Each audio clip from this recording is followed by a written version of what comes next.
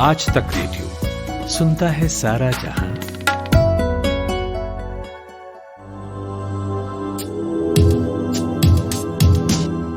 American journal of tropical medicine and hygiene के अनुसार विश्व भर में 5,500 से ज्यादा लोग हॉस्पिटल में इसलिए भर्ती हुए क्योंकि उन्होंने कोरोना वायरस के बारे में सोशल मीडिया से फैली खबरों और जानकारियों पर विश्वास किया। WHO ने भी इसे इन्फोडेमिक टर्म नाम दिया, जो कोविड-19 से भी ज्यादा तेजी से फैलता है। नमस्कार, मैं हूं माधुरी। आज के कोरोना कवरेज में आप सभी का स्वागत है।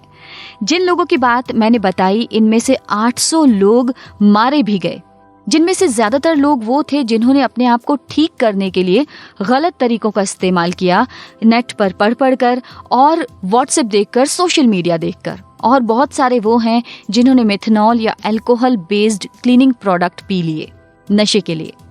तो सोशल मीडिया पर आ रहे इन मैसेजेस को ध्यान से देखें, इन पर विश्वास ना करें।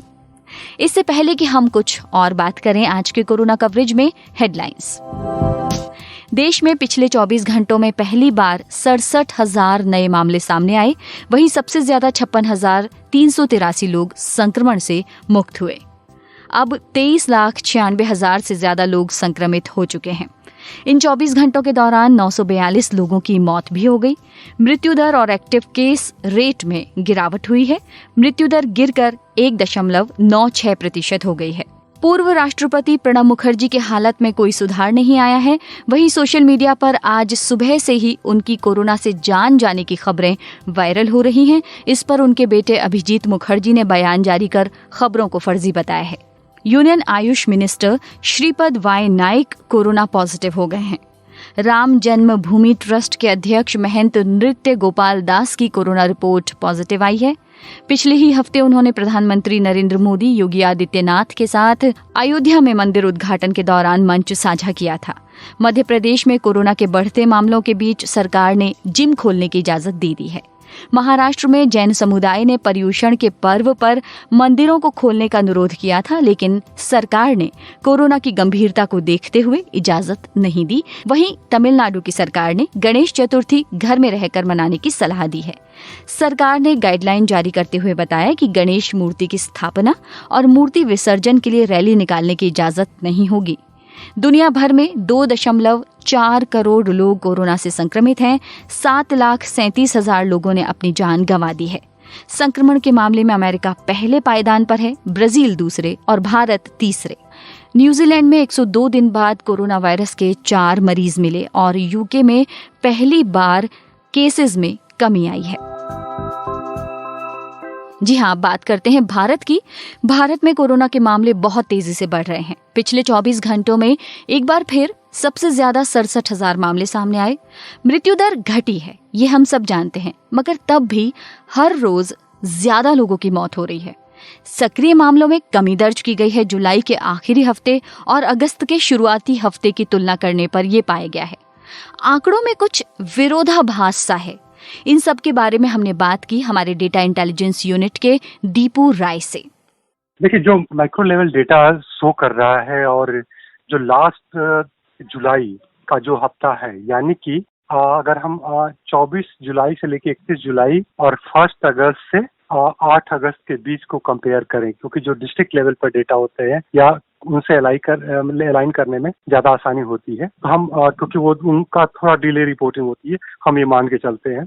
तो उन 2 अगर वीक के पर्सन में देखें तो उस ब्लॉक में तो वहाँ पे जो एक्टिव केसेज यानी वो केसेज जिसमें से डेथ और रिकवरी को हटा दिया जाता है टोटल केसेस, यानी कि ये अभी टोटल एक्टिव केसेस हैं।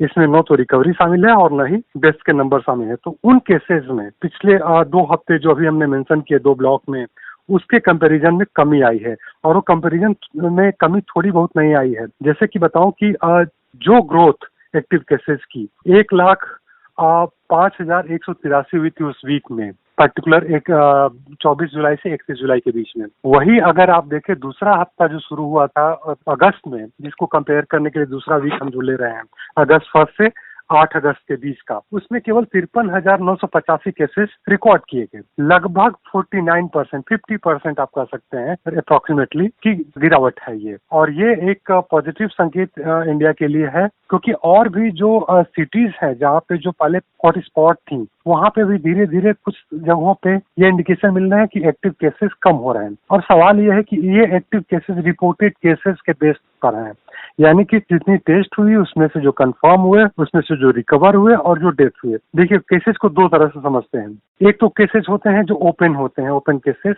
यानी कि टोटल केसेस जो आपके हो गए, कितने लोगों का टेस्ट हुआ, ये लोग पॉजिटिव आए। दूसरा होता है कि जो लोग पॉजिटिव डिक्लेयर हुए उसमें से क्लोज केसेस कितने हैं। क्लोज यानी कि आइदर उनकी डेथ हो गई हो, आइदर वो ठीक होकर के घर चले आए हों, या जैसे भी रिकवर कर गए हों। तो अब जो बचे लोग हैं उनको एक्टिव केसेस आप बोलते हैं।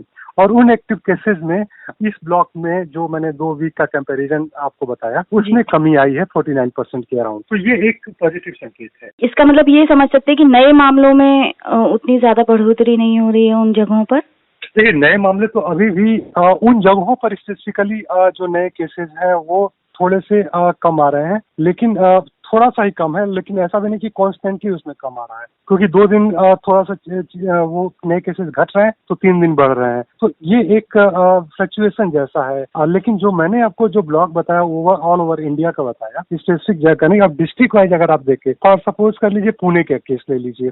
पुणे इंडिया में सबसे ज्यादा एक्टिव केसेस वहाँ पे अभी भी है, टोटली आप देखिए तो एब्सोल्यूट टर्म में कि नए जो केसेस हैं, एक्टिव केसेस, वो सबसे ज्यादा पुणे में है।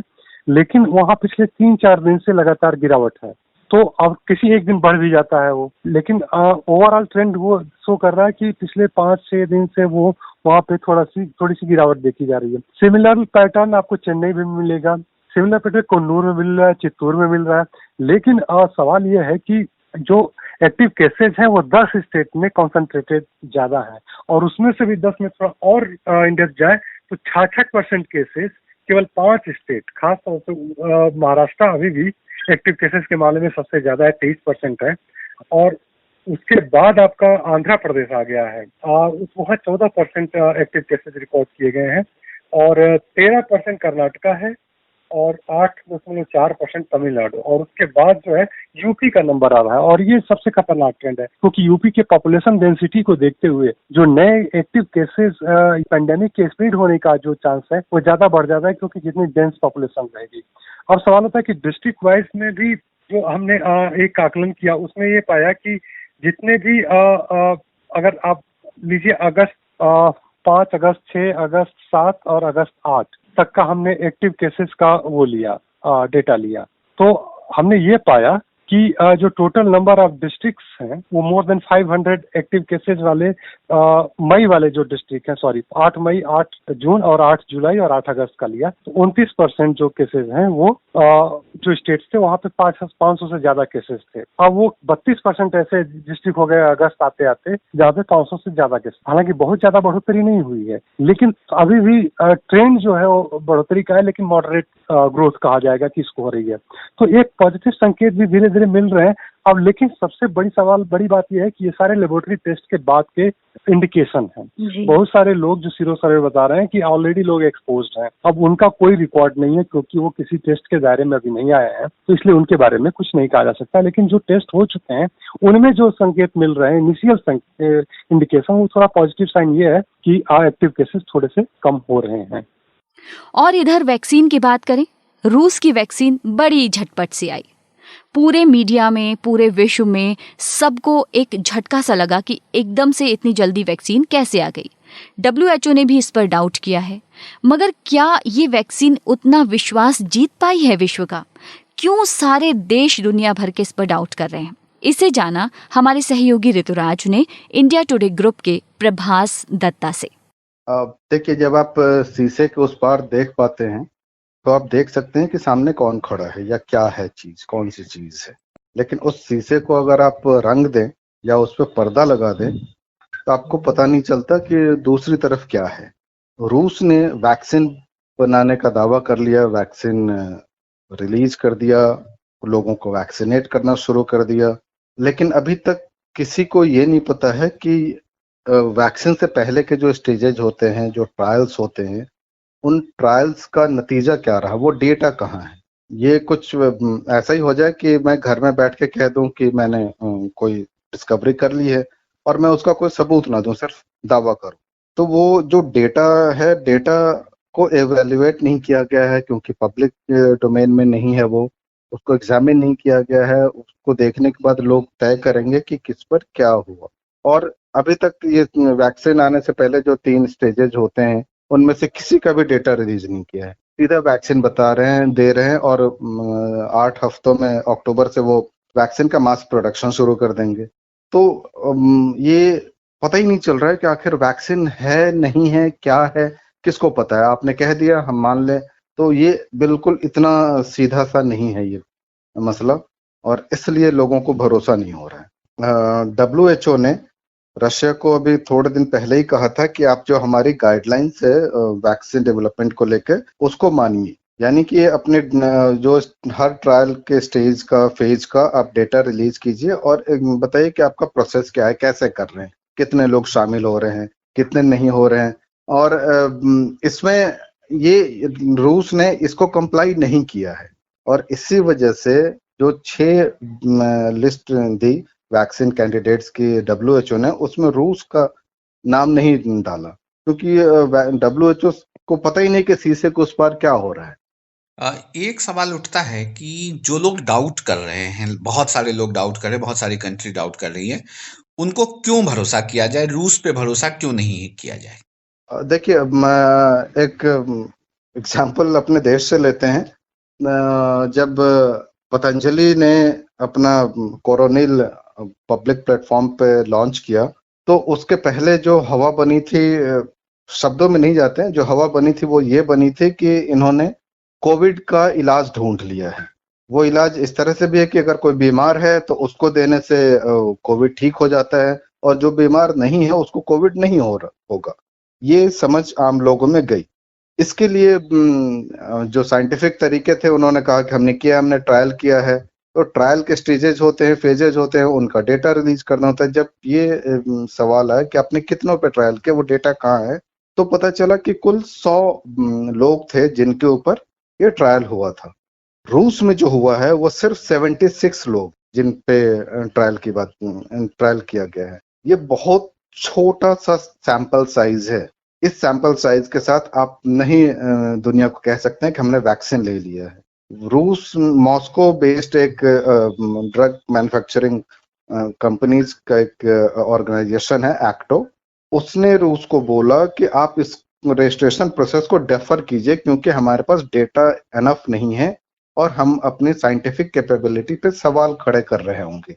लेकिन रूस की सरकार ने ये बात नहीं मानी, सलाह नहीं मानी, और उन्होंने डेटा रिलीज, वो वैक्सीन रजिस्टर कर लिया। हेल्थ मिनिस्ट्री से परमिशन मिल गया उनको।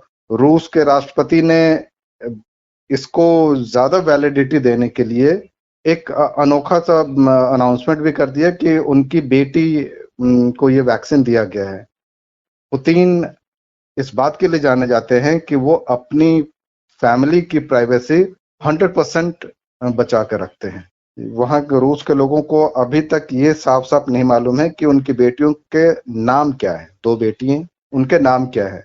नाम आते हैं दोनों के बारे में ये कहा जा रहा है कि वो मॉस्को में रहती हैं तो किसी दूसरे नाम से रहती, ताकि असली नाम पता ना चले। एक बार ये राष्ट्रपति खुद ने एक बार बोला था कि मैं नहीं चाहता कि मेरे बच्चे या मेरे ग्रैंड चिल्ड्रन किसी ऐसे माहौल में रहें जहां वो सेलिब्रिटी हो जाए और उन पर सबका ध्यान रहे, वो सामान्य जिंदगी जीते रहे आम लोगों की तरह।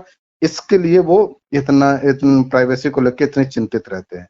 जो व्यक्ति इस हद तक जा रहा है कि अपनी फैमिली का नाम, उस फैमिली के किसी सदस्य का नाम नहीं लेता है, वो सिर्फ वैलिडिटी देने के लिहाज से ही लग रहा है ऐसा कि उन्होंने किया कि कह दिया कि मेरी एक बेटी को ये वैक्सीन दिया गया है। एक तीसरा सवाल उठता है कि दुनिया भर के साइंटिस्ट, दुनिया भर की कंपनियां वैक्सीन बना रही हैं और जब उन्हें सफलता मिलेगी तो एक बड़े पैमाने पर ऑर्डर आएगा उनके पास। रूस की वैक्सीन का कोई खरीदार है क्या? देखिए, अभी तक इस बात की साफ जानकारी नहीं है। रूस की तरफ से जो स्टेटमेंट्स आ रहे हैं, जिस इंस्टीट्यूट में ये बनाया गया उसके स्टेटमेंट्स के हिसाब से वो कुछ देशों में प्रोडक्शन शुरू करना चाहती है। सऊदी अरेबिया है, इंडिया है, क्यूबा है। लेकिन अब क्या इन देशों ने वो उत्सुकता दिखाई है? अभी तक साफ साफ ऐसा नहीं दिख रहा है। भारत की तरफ से जो कमेटी बनाई गई थी, एक्सपर्ट कमेटी की, बुधवार को मीटिंग हुई है। उस मीटिंग में उस कमेटी ने राज्यों से कहा है कि आप इंडिविजुअल डील ना करें किसी भी देश के साथ, किसी भी कंपनी के साथ वैक्सीन खरीदने के लिए। ये कल ही उनका ये एडवाइजरी आया है, कल उनका सजेशन आया है।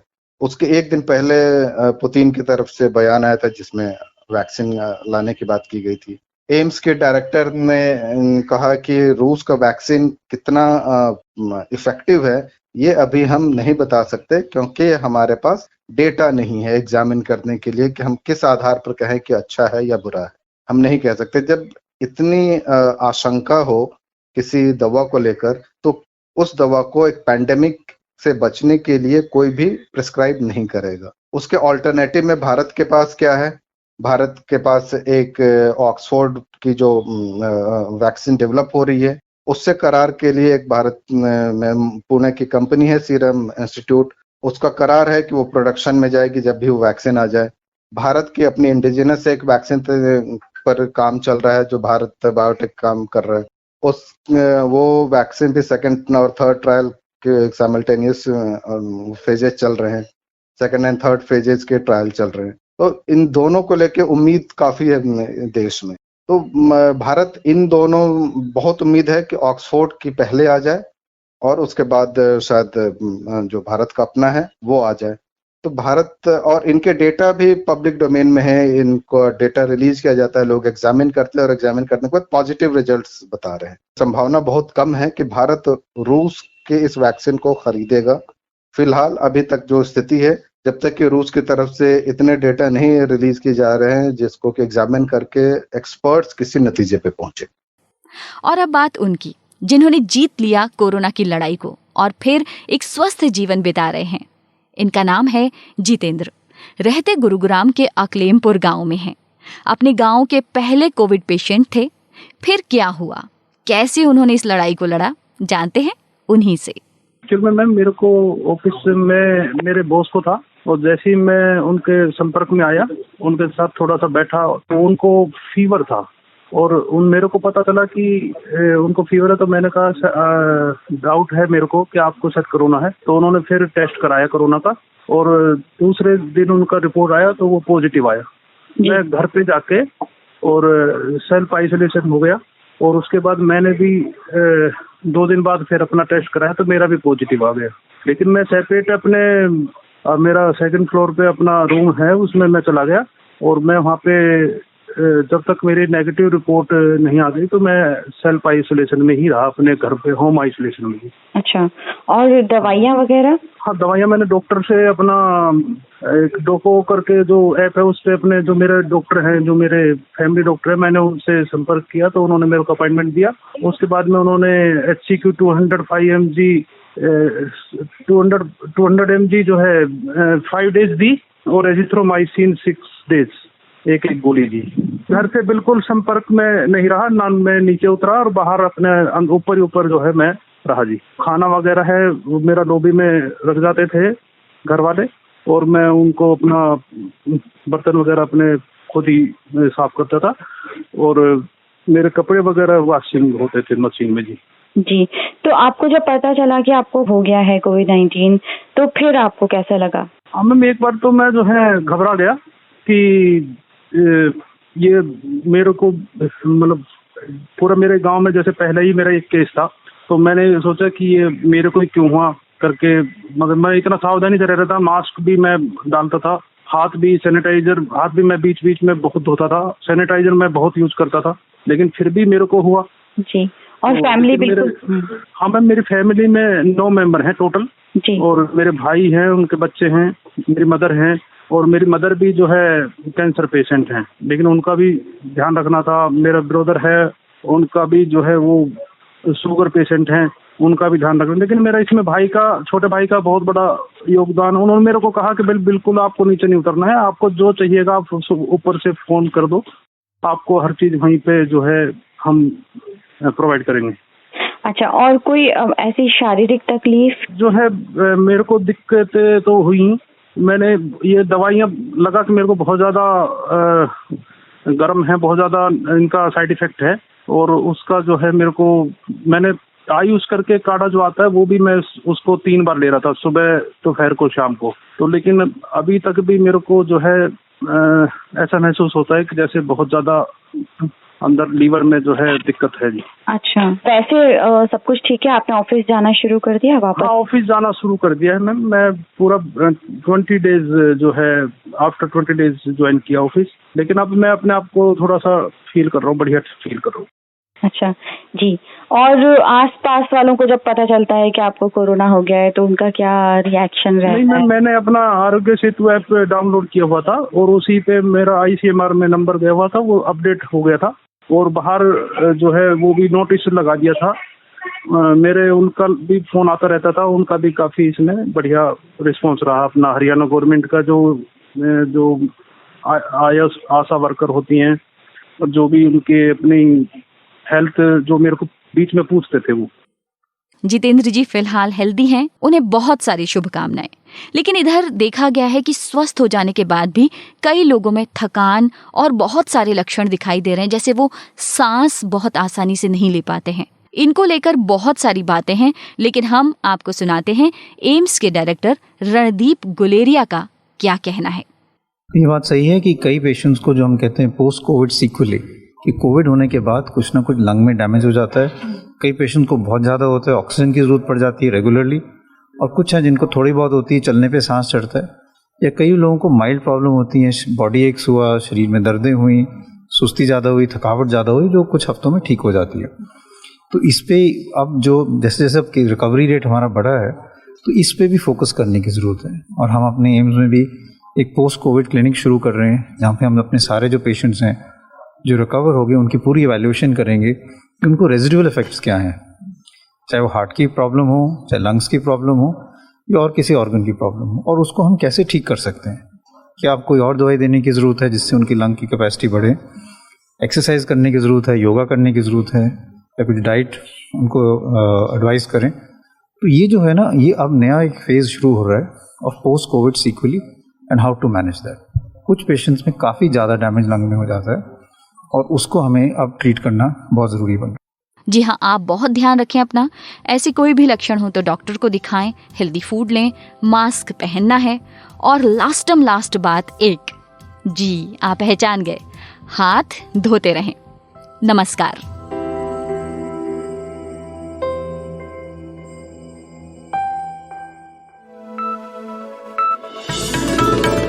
खबरों की हलचल और देश विदेश का मिजाज आप सुन रहे हैं आज तक रेडियो।